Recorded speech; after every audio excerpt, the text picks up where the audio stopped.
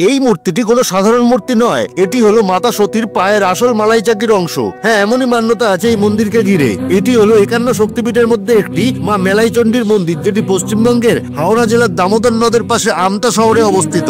বহু বছর আগে সাধক জটাধারী চক্রবর্তী স্বপ্ন দেখেন যে মাতা সতীর মালাই চাকির একটি অংশ আসামের একটি পাহাড়ের উপর পড়ে সেটা ভেসে এসে দামোদর নদের তীরে জয়ন্তী গ্রামে অনেক বছর ধরে পড়ে আছে। এর পরের দিনই উনি নদী পার হয়ে স্বপ্নে দেখা সেই জায়গায় গিয়ে দেখেন যে সেখানে একটি কালো পাথরখণ্ড পড়ে আছে। সাধক সেটারই পুজো শুরু করেন এবং রোজ নদী পার হয়ে নিত্য পুজো করতে যেতেন। এরপর আরেকদিন আদিশক্তি ওনার স্বপ্নে এসে বলেন যে ওই পাথরটি আমতা এনে মা চণ্ডী রূপে প্রতিষ্ঠা করতে। পরের দিন সাধক তাই করতে যায়, কিন্তু সেদিন দামোদরের রূপ ছিল অত্যন্ত ভয়ানক। তখন আদিশক্তির আশীর্বাদে একটি কুমিরের পিঠে করে সেই দিব্য পাথরখণ্ড নিয়ে জয়ন্তী গ্রাম থেকে দামোদর নদ পার করে সাধক জটাধারী চক্রবর্তী। এরপর উনি খড়ের মন্দির বানিয়ে সেই দিব্য পাথরখণ্ড মা মেলাই চণ্ডী রূপে প্রতিষ্ঠা করেন। এর কিছু বছর পর হাটখোলার এক নুন ব্যবসায়ী কৃষ্ণচন্দ্র দত্তের জাহাজ ডুবি হওয়ায় উনি মা মেলাই চণ্ডীর কাছে মানত করেন। এরপর ওনার জাহাজ উদ্ধার হলে উনি বর্তমান মায়ের এই মন্দির নির্মাণ করে দেন। মন্দিরের গর্ভগৃহে সেই দিব্য পাথরখণ্ডের পুজো আয়োজন করা হয়। এছাড়াও মন্দিরের পাশে রাধাকৃষ্ণের মন্দির এবং রামকৃষ্ণ দেবের মন্দির রয়েছে। আর পুরো মন্দিরটিকে রক্ষা করার জন্য একটি মন্দিরে শিবলিঙ্গ স্থাপিত আছে।